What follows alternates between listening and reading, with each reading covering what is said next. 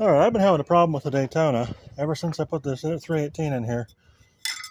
I'd never really driven it in the summer that much, so it got real lean when it would get hot. Of course, there's zero light coming through this motorcycle air filter. I'm gonna keep this anyway. Yeah, let's see, leaked a little bit. So what I did was I built a custom cold air intake. Give me a 1978 Chevy Caprice air filter housing. I ground the little tabs off of there so it should fit on top of the thing. It's exactly the right size to fit on top of a Dodge throttle body. So the V6 and the V8 throttle bodies for the Magnums use the exact same size flange for this stuff, the air filter mounting majig, as do the LA throttle body injected ones. So you can swap filters between them as long as you can make it fit. So Chevy, in their infinite wisdom, thank you guys, used the exact same size air filter mounting flange on the carburetor as Dodge used in their stuff. So that's the negative terminal, by the way. Although it gets more exciting if you short it to the positive terminal. So I got this piece of dryer hose here. It's aluminum. Stuck it on my Chevy piece. Stuck it all the way down here. And I mounted it up down here. And that's a cold air intake. Custom. It was I think $14 for this piece of stuff. And I already had this, and I already had this, so we're good. Just make sure, oh, okay, yeah, it's closed. Gotta make sure the Thermac valve is closed. It doesn't have a vacuum hickamajig running to it, so that's good. The only thing I gotta worry about is this here, but this ain't gonna suck too much hot air in.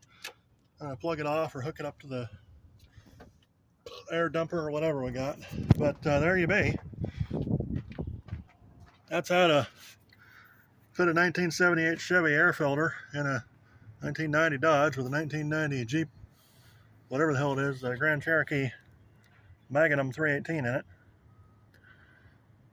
Well, hold on. I neglected to check one thing. One slight issue that might arise. You said rise. Is, will the hood close?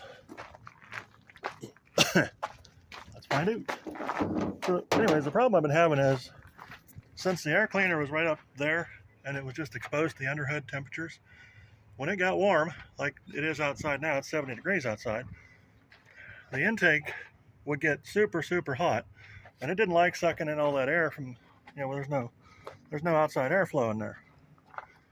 So it would start going crazy crazy lean. I need to add some Earl in there. Reckon by golly I do. She's full of antifreeze, I checked that. Oh, would you get in there? There we go. Can't push it all the way in now because thingy's broke off. So, should go like 20 to 30% lean, which is bad. So I just stuff that cold air intake in there. A little bit bigger filter on there so it's not going to get dirty as fast. And hopefully, I'm going to drive it around a little bit today. It's 70 degrees right now. And we'll see how she do. All right, let's see if the hood breaks anything. Oh, it works. Huh, cool. Well, this is pushing on something, but I think it's just out of line. Oh, maybe not. Yeah, whatever. It'll ride up with wear, as what's his name said. It didn't break nothing. Yeah. Then I see the hood, the hickamajig banging on the hood. We know that was probably not the way to do it. Oh yeah, that's the motor mounts got kind of weak, so I sort of added some structure to it. I re-welded them, but they don't. It scrapes on the front. If I let the ratchet strap loose, it kind of scrapes on the front cross member there, the core support. And I don't want it to scrape far enough into it gets into the radiator. That would be a problem. We're gonna have to rework these motor mounts again, but she'll do 5,000 or 10,000 miles like this before I decide to change it again. By that time, hopefully I have another vehicle running. I can take this one out of service for a little bit and redo the motor mounts. And the transmission mount, because that needs change too, again. I mean, it held better than I expected it to. But it needs to hold better than that. Oh, there should be. One nearly free cold air intake. I just can't drive it through any high water, that's all. Well, it'll probably just drain out this hair hickamajig, but I'd rather not try it. Anyways, I'll see you later.